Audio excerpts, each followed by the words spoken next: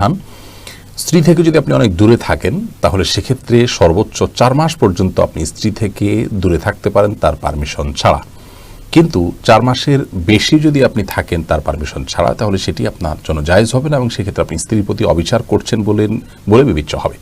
অবশ্য 4 মাসের বেশিও যদি আপনি বাইরে থাকেন, স্ত্রী থেকে দূরে থাকেন, প্রবাসে থাকেন, তাহলে সেক্ষেত্রে স্ত্রী যদি পারমিশন দেয় আপনার জন্য জায়েজ হবে।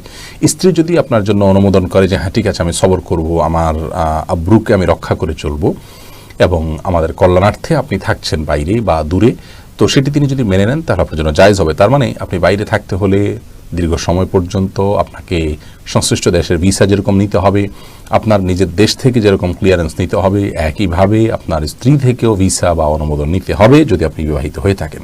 বিষয়টি আমাদের অনেক ভাইয়ের আসে বা বিবেচনা করেন। আমি অনেক প্রবাসীর কথা জানি যাদের স্ত্রীগণ অভিযোগ করেন যে আমার স্বামী শুধু টাকার জন্য, পয়সার জন্য বাহিরে পড়ে